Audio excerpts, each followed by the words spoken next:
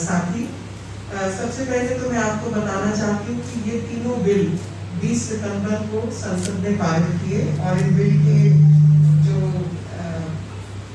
उत्पादन, किसानों के उत्पादन, व्यापार और वाणिज्य, पदोन्नति और सुविधा विधिनियम 2020, मूल्य आश्वासन और कृषि सेवा विधिनियम 2020 और किसान सशक्तिकरण एवं संरक्षण समझौते को पारित किया गया। ये 20 सितंबर को पारित हुए और 27 सितंबर को इसकी अनुमति जो है हमें राष्ट्रपति जी से मिली और ये आज देश का नियम है। क्योंकि 2019 के जो इनका अपना मैनिफेस्टो था जिसको लेकर के चुनाव में उतरे थे, उस 2019 के मैनिफेस्टो में इन्होंने कहा था, कांग्रेस के मैनिफेस्टो में, कि हम सरकार में आएंगे तो हम इन सारे नियमों को खारिज करके किसान को मुक्त कर देंगे। जिस तरीके का उपनिवेशवाद किसानों के साथ हो रहा है उसको समाप्त किया जाएगा। और इस पे राहुल गांधी की कई वीडियो क्लिप्स हैं, एक नहीं कई बार उन्होंने अपनी रैली में सब तमाम जगह भाषण दिया। इसलिए मैं कह रही हूँ कि इसको रस्म सियासत है कि जब ये किसानों के संरक्षण के बिल आए और पुराने कानूनों को बदला गया तो इन्होंने अफवाह उड़ा दी कि भाई एमएसपी खत्म हो जाएगा। अब मुझे आप ये बताइए, एमएसपी का जिक्र है नहीं, एमएसपी की बात हुई नहीं, और एमएसपी और जितनी एपीएमसी द्वारा लगी हुई मंडियां हैं या उनकी व्यवस्था है उसमें कोई बदलाव नहीं, तो एमएसपी चला जाएगा कहां से पैदा होगा। लेकिन कांग्रेस पार्टी के ट्विटर हैंडल से अगर कोई ट्वीट हो तो कृपया करके फैक्ट वेरीफाई कर लीजिए, क्योंकि ये लोग ऐसी ही मौका परस्त राजनीति करते हैं जिसमें उल्टी सीधी कुछ भी चीज की अफवाह उड़ा दो। अगर आप हमारी सरकार और खास तौर पर प्रधानमंत्री जी को मैं धन्यवाद देना चाहूंगी कि जब वो आए तो मुझे संसद का वो भाषण आज तक याद है जिसमें उन्होंने पहले दिन ही कहा कि ये सरकार गरीबों को, शोषितों को, पीड़ितों को समर्पित है। अब गरीब शोषित किसान नहीं है तो कौन है? आप अपने यहाँ पर आसपास देखिए कि अगर दिल्ली में मैं एक कमीज टी शर्ट का मैन्युफैक्चर करती हूँ, बनाती हूँ, तो मुझे अधिकार है पूरे हिंदुस्तान के किसी कोने में उसको बेचने का, मुझे अधिकार है उसे विदेशों में बेचने का, मुझे अधिकार है क्रिकेट टीम को बेचने का, कहीं जो उसका अच्छा खरीदार मिले, जहाँ पैसे दाम ठीक ठाक मिले वहां बेचने का अधिकार है। लेकिन किसान जो खेती के द्वारा अनाज उत्पन्न करता है, दालें पैदा करता है, अन्य सामान जिससे हम सबके घरों की रसोइयां चलती हैं, उसको अधिकार नहीं है कि वो मुझे 10 किलो चावल बेच दे। अगर वो बेहतर क्वालिटी का चावल पैदा करता है तो मैं एक उपभोक्ता होने के नाते उससे 10 किलो चावल नहीं खरीद सकती, मुझे मंडी के आड़ती के पास जाना होगा। और यही उपनिवेशवाद जो है इन्होंने पैदा कर रखा था। एपीएमसी की जो मार्केट है और एपीएमसी की जो व्यवस्था है उसको छेड़ा नहीं गया, बल्कि ये किया गया है कि उस व्यवस्था के रहते आज किसान के पास अन्य व्यवस्थाएं उपलब्ध करा दी हैं, जिसमें एक्सपोर्टर है, बड़े बड़े एग्रीगेटर्स हैं, होलसेल में जो माल खरीदने वाले हैं वो लोग हैं, फूड प्रोसेसर्स हैं। अगर मैं चिप्स बनाती हूँ तो मैं सीधा आलू खरीद लूँ और मुझे उसमें किसी मंडी के द्वारा जाने की जरूरत ना पड़े। प्याज अगर दिल्ली में कम है तो नासिक से प्याज आएगा जरूरी नहीं है, मध्य प्रदेश से भी खरीद सकते हैं, कहीं और से भी खरीद सकते हैं। तो ये जो व्यवस्था है, ये ऑल्टरनेट व्यवस्था करने के पीछे जो कारण है वो बेहतर बाजार किसान को मिले और जो एग्जिस्टिंग व्यवस्था है, जो व्यवस्था अभी है, उसका भी वो लाभ उठा सके। एमएसपी की जब बात आती है तो मैं ये जरूर बताना चाहूंगी कि एमएसपी में पहले नियम के अनुसार ये लोग 50% जो है उसको देते थे कि जो भी खर्चा हो उसके ऊपर 50% बढ़ाता है। हमारी सरकार ने आते ही उसको 150% बढ़ाया है एमएसपी को, यानी लागत के ऊपर 150% की बढ़ोतरी दी है और उस 150% की बढ़ोतरी से एमएसपी का जो लाभ है वो किसानों को मिला है। अब 150% देने के पीछे जो कारण है वो स्वामीनाथन की रिपोर्ट थी, जो हमने भी बनवाई थी। स्वामीनाथन रिपोर्ट कांग्रेस की सरकार के समय तैयार हुई थी, लेकिन उन्होंने उसको इम्प्लीमेंट नहीं किया। इम्प्लीमेंट करने का काम जहां तक हमारी सरकार प्रधानमंत्री नरेंद्र मोदी जी की अगुवाई में मैं बताना चाहती हूँ कि किसान सम्मान निधि, जिसमें देश के 10 करोड़ किसानों को 93,000 करोड़ रुपया दिया गया। 93,000 करोड़, ये लोग कहते रह गए या कुछ नहीं, मगर हमने 93,000 करोड़ दिया है। उसी तरीके से जो इंश्योरेंस फसल बीमा योजना थी, फसल बीमा योजना का नियम पहले था कि जब 50% से ऊपर फसल खराब होगी तभी आपको बीमे की रकम मिलेगी, उसके अलावा नहीं मिलेगी। हमारी सरकार ने उस नियम को बदला कि अगर आपको 25% 30% खराब होगी तभी आपको उस हिसाब से जितनी खराब हुई उसके अनुसार आपको फसल बीमा मिलेगा। और उस बीमे के तहत 77,000 करोड़ रुपया जो है वो हमारी सरकार ने किसानों को लाभ पहुंचाया है। और इसके अलावा 2019 के अंदर जो बजट पारित हुआ, उस बजट के अंदर 60 वर्ष से ऊपर वाले जितने किसान हैं जो इस पेंशन निधि के तहत आएंगे, उनको 21 लाख किसानों को जो है वो पेंशन निधि के माफिक उनको पेंशन मिलेगी। और इसका लाभ ये हुआ है कि जैसे सरकारी नौकरी से हम लोग रिटायर करते हैं तो कुछ भी काम करते हैं तो आदमी को चिंता रहती है कि जब मेरा हाथ पैर नहीं चलेगा, जब मेरे अंदर शारीरिक क्षमता कम होगी तो मैं आश्रित तो नहीं हो जाऊंगा, थोड़ा बहुत पैसा तो अपने हाथ में रहना चाहिए। तो पेंशन के देने के पीछे जो नियम था, जो सोच थी, वो यही थी कि अगर हम सरकारी डॉक्टर जो है उनको मान सम्मान देते हैं, उसी प्रकार से हमारा किसान भी देश के लिए काम कर रहा है, हम सबके घरों में रसोई चलती रहे उसके लिए काम कर रहा है, उसको भी ये मान सम्मान मिलना चाहिए। और ये पेंशन योजना को लागू किया गया।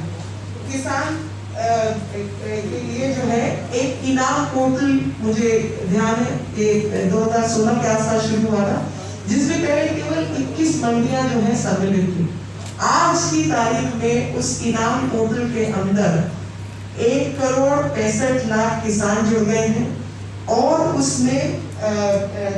तकरीबन 1.5 लाख के आसपास व्यापारी जुड़े हुए हैं। और कोविड के समय पर हमने देखा कि शुरू में आपको याद होगा कि इतना अंगूर किसी का खराब गया, इतना आम किसी का खराब जा रहा है, क्योंकि उसने पैदावार तो बना लिया और उसके तो समय पे आ गए, फल बन गए, तैयार हो गए, लेकिन उसकी खरीदारी नहीं हो रही। कोरोना काल में तकलीफ है। तो कोरोना काल में जैसे हम सब लोगों ने वर्चुअल मीटिंग के माध्यम से बातचीत की है, कम्युनिकेट किया है, उसी टेक्नोलॉजी को इस्तेमाल करते हुए किसान की फसलों की भी खरीदारी हुई है। ये बहुत बड़ा जो फायदा है। तो गेहूं की खरीद बढ़ी है 5%, चावल की खरीद 11%, अन्य सामान की खरीद जो मिलेट्स है उनकी 11%, और तेल की जो तिलहन है उसकी 11%, और जो दालें हैं, आपको पता होगा कि दालें हम लोग अफ्रीका से और तमाम देशों से इंपोर्ट कर लेते, वहां से मंगवाते थे, और दलहन की खरीद में 1,850% की बढ़ोतरी हुई है। ये सब नरेंद्र मोदी जी द्वारा जो सरकार चलाई जा रही है, उस केंद्र सरकार ने ये काम किए। और उसके पीछे जो सोच थी वो यही थी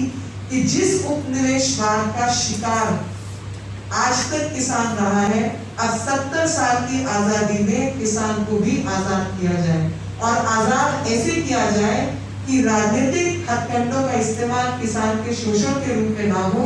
बल्कि उसका इस्तेमाल किसान की बेहतरी के लिए हो, ताकि उसकी कमाई को दुगना किया जाए। तो एक गोल था, एक लक्ष्य था, और वो लक्ष्य था कि हमको 2022-2024 तक किसान की जो आय है उसको दुगना करना है। जब किसान अपना माल लेके पहुंचता है तो आपको हैरानी होगी कि वहां पर मिनिमम सपोर्ट प्राइस है वो मैक्सिमम प्राइस बन जाता है। यानी जो उसके सामान की बोली लगती है उसके नीचे नीचे लगती है, उससे ऊपर नहीं लगती है कि भाई देना है तो बात कर, देना है तो बात कर, ये ले रकम, ये हम कितने पे देंगे। और उसके ऊपर भी जो एपीएमसी मार्केट्स है उसमें राज्य सरकारों की 8% का टैक्स है। तो जो भी आप पंजाब में हंगामा कांग्रेस पार्टी के लोगों का देख रहे हैं, वो 8% जो है किसान की कमाई का हिस्सा जो किसान को मिलना चाहिए था, जो किसान को सीधे तौर पर लाभ मिलता, वो राज्य सरकार मंडी टैक्स के रूप में ले जाती है। और अगर उसको कैलकुलेट किया जाए तो 5 से 8 हजार रुपया जो है वो पंजाब सरकार उसमें बनाती है मंडी की व्यवस्था पर, और 2.5% जो है वो आड़तियों के जेब में जाता है। तो 2.5% भी आप लगा लें, 3-4-5 हजार करोड़ रुपया आड़तियों की जेब में जाता है। ये जो तमाशा आपको दिखाई दे रहा है ये इस कारण से दिखाई दे रहा है क्योंकि कुछ ही जेबें कटनी नहीं है अभी, क्योंकि कटेगी तो जब किसान उस मंडी के बाहर सारा सामान बेच देगा, मगर कुछ कम होगा क्योंकि किसान अपने फायदे अनुसार अगर उसको एमएसपी पे बेचना सूट करता है वो एमएसपी पे बेचेगा, लेकिन अगर उसको लगता है कि एमएसपी के ऊपर मुझे कहीं और कीमत मिल रही है तो वहां बेचेगा, तो उसकी कमाई में थोड़ी कमती होगी, खत्म नहीं होगी।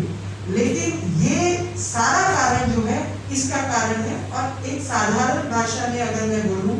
तो वो ये है कि किसान ने अपना सामान बेचा 25 रुपए, उसको बेचना था एमएसपी था 75 रुपया, लेकिन उसको दबा दबा कर उन्होंने 25 रुपया 35 रुपया 40 रुपया 50 में कुछ खरीद लिए, लेकिन जब तक वो मेरी प्लेट पर पहुंचता है उसके लिए मैं 150 से 200 रुपया देती हूँ, और जब मैं उसके ऊपर 150 से 200 रुपया देती हूँ तो बीच का जो पैसा है 25 से 150 रुपए के बीच की जो डिस्टेंस है, जो वो वाला रास्ता है, वो कहाँ गया वो नहीं मालूम आपको, वो जिनकी जेबों में जा रहा है ये तमाशा उनकी तरफ से है। आपको ये समझना होगा कि इस नियम में बदलाव के कारण किसान की कमाई जो है 75 कम से कम और 75 के ऊपर हो सकता है 100 हो जाए, यानी उपभोक्ता को फायदा, बेचने वाले को फायदा, और बिचौलियों को शायद कुछ कम फायदा। बिचौलिए फिर भी रहेंगे किसी न किसी फॉर्म में, लेकिन अब वो अपनी मनमर्जी नहीं कर सकते। और साथ ही अगर हमने कॉन्ट्रैक्ट पर किसी को मान लीजिए खेती का कॉन्ट्रैक्ट दिया, तो उस खेती के कॉन्ट्रैक्ट में जो भी व्यक्ति कॉन्ट्रैक्ट देगा वो उसको बेहतर व्यवस्था भी देगा कि भैया तुम ना ड्रिप इरिगेशन लगा लो, ये मैं तुमको पैसे देता हूँ, हम बाद में अगले साल 2 साल में एडजस्ट करेंगे, और आपका पानी कम लगेगा क्योंकि इतना पानी देने की जरूरत नहीं होगी, आप ये वाला बीज इस्तेमाल कर लो क्योंकि इसकी पैदावार ज्यादा है, महंगा जरूर है लेकिन मैं ये बीज आपको लेटस का बीज दे देता हूँ, मैं आपको ब्रोकली का बीज दे देता हूँ, आप वो भी मत लगाओ, तो क्योंकि ब्रोकली जो है वो एक्सपोर्ट हो जाएगी तो किसान को फायदा हो गया। वो बेचारा कुछ और करता था तो उसको नुकसान होता था, तो थोड़ा गोभी लगाएगा कि लोकल मार्केट में इतनी गोभी निकल जाएगी, इतनी ब्रोकली निकल जाएगी। तो जितने फैंसी आइटम्स और जगह जाने हैं, शहरों में आने हैं, वो सीधे तौर पर उनको होलसेलर्स, एग्रीगेटर्स, एक्सपोर्टर्स को बेच पाएगा बिना मंडी के चार्जेस के, और मंडी के टैक्स के रूप में जो चीजें जाती थी वो अपनी कीमत वसूली के नाम पे उसको वसूल कर सकता है, उसको बढ़ा सकता है। तो जब किसान किसी चीज से पीड़ित है, उसके पुरखे वही काम करते आ रहे हैं, और वही पुरखे ये तय करते हैं कि भैया आरती हमारे से पैसे ज्यादा बना लेता है, वो हमारे से ज्यादा सस्ता होटल समझ लीजिए, कि जो किसान बाहर से अपना माल बेचने आते थे वो 100 रुपया 50 रुपए पे वहां रह सकते थे और उनको व्यवस्थाएं सब मिल जाती थी पहले ही गरीब है। आज की तारीख में उस व्यवस्था को भी एपीएमसी ने दिल्ली सरकार की बंद कर दिया है, ताकि वो बाहर जाए, महंगे होटल महंगी जगहों पे रहे और उसकी सुविधा साधन का भी कोई ध्यान न रखा जाए। ये है आपकी दिल्ली सरकार और केंद्र सरकार की नीतियों का, तो मैंने आपको बताया कि किस तरीके से सरकार ने काम किया। सब लोग जानते हैं मगर मौका तलाश करते हैं और रस्मी सियासत अदा करते हैं।